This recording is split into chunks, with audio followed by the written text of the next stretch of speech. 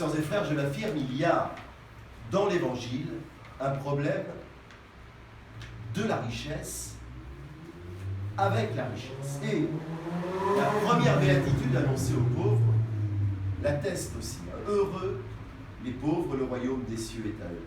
Ce n'est pas un aspect marginal de l'Évangile. C'est juste le centre de la prédication de notre Seigneur Jésus le Christ. Alors, si vous le voulez bien, parlons de réussite. Puisqu'après tout, il nous est donné de parler de réussite dans les textes que nous venons d'évoquer. N'ayons pas peur de parler de réussite.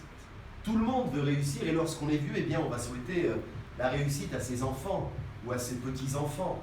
Une réussite sociale, une réussite affective, une réussite intellectuelle, une réussite sportive. Ce que l'adulte n'a pas pu réaliser, eh bien, il va le projeter bien souvent sur ses propres enfants. Et c'est ainsi eh bien, que l'on est dans l'humanité. On veut réussir et on a raison.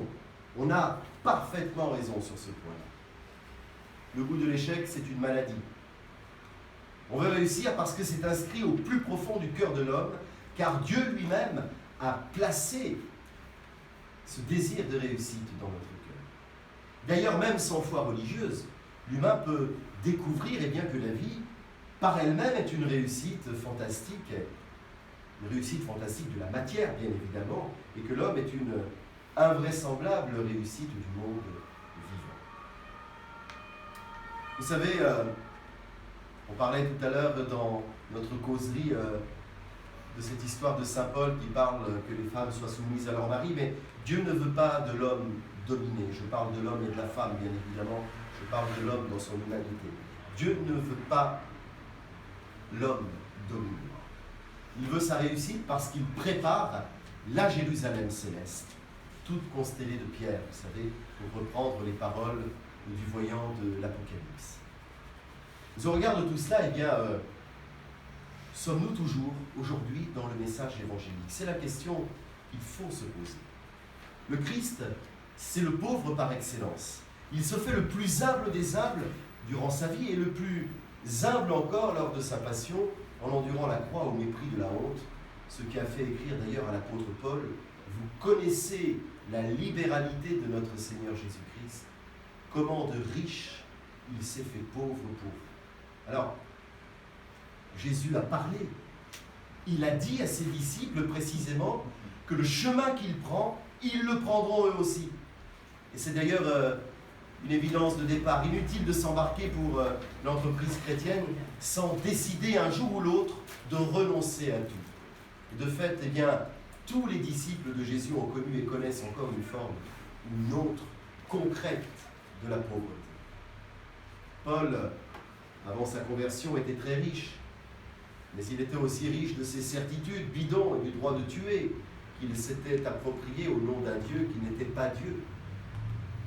Par l'Évangile et pour l'Évangile, il s'est jeté sur les routes, sur les mers, en but à la persécution, constamment brûlé par son amour même de l'Église qui était en train de naître. À la suite du Christ, eh bien, le chrétien va donc renoncer à posséder sa vie comme une propriété, frères et sœurs, comme une propriété qu'il pourrait gérer à sa guise. Et l'Écriture a la raison de dire que nous ne nous appartenons plus, pardon. Nous sommes fils et filles de Dieu. Nous devons donc offrir cette vie qui est la nôtre en louange à Dieu et au service des sœurs et des frères.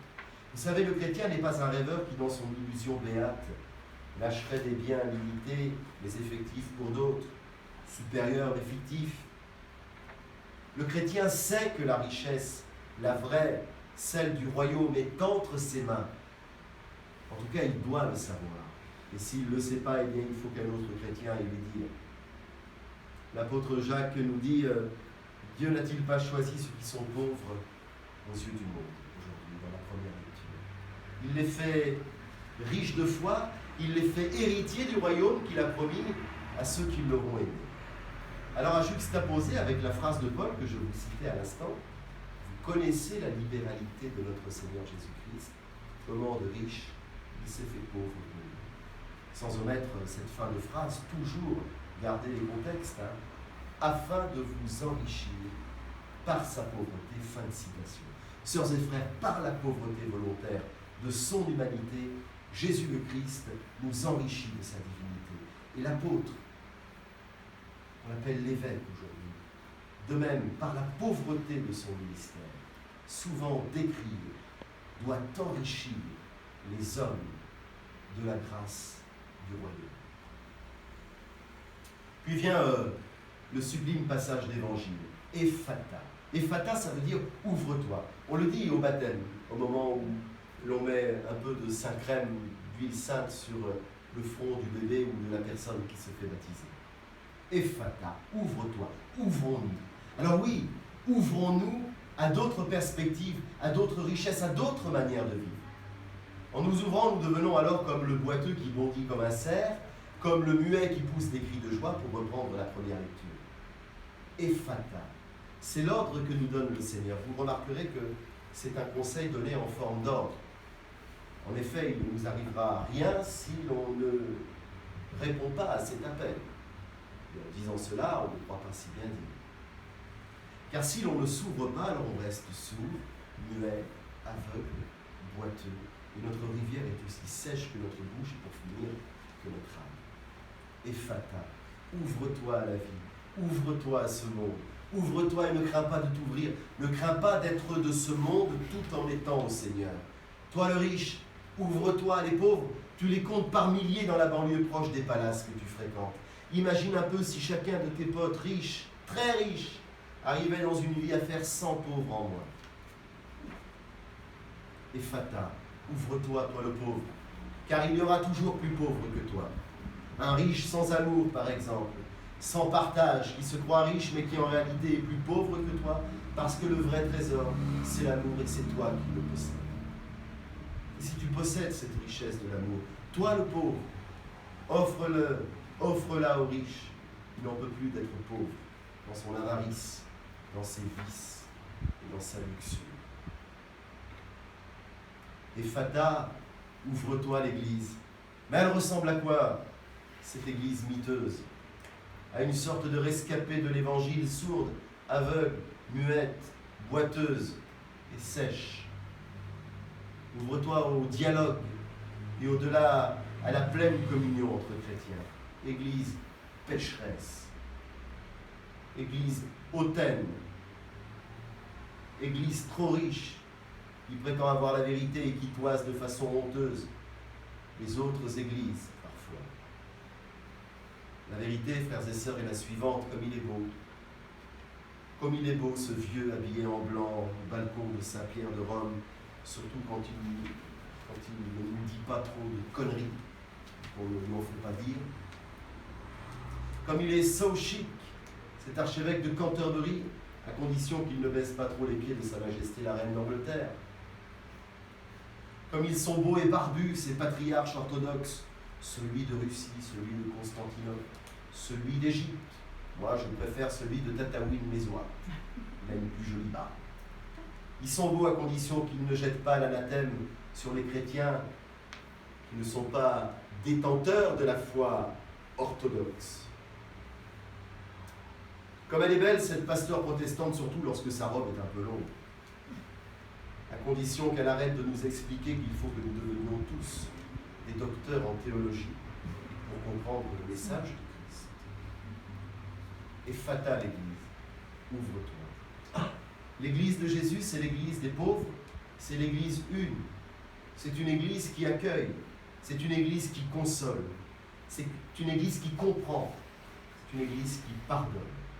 Et la bonne nouvelle, elle est annoncée aux pauvres, et aux pauvres d'esprit aussi. Alors laisse tomber, ma chère Église, tes anathèmes, tes conneries, jusqu'à ta théologie s'il le faut. On ne doit pas étudier avant le contrat que l'on va signer avec Dieu demain. Ce serait le réduire à un contrat d'assurance. Nous le savons bien, les assureurs sont des escrocs. On met toute notre espérance et toute notre confiance au Seigneur, et lui, il fera le reste. Voyez, la question posée par Jacques dans la première lecture revient en conclusion. Il ne s'agit pas tellement de savoir en quelle estime nous tenons les biens du royaume. La paix et la joie que donne le ressuscité, la grâce de la foi, la certitude dans l'espérance, la révélation de l'amour qui vient de Dieu et l'expérience qu'il nous donne de faire de l'amour fraternel un amour qui prendra la forme concrète du service et du partage. Car l'amour est inventif. Car l'amour en Dieu est inventif. Ce n'est pas à moins d'ambition et à moins de réussite que le chrétien est appelé, surtout en cette période de rentrée. C'est à infiniment plus, parce que le chrétien se doit de dire qu'il veut tout, parce qu'il veut tout de Dieu. Amen. Amen.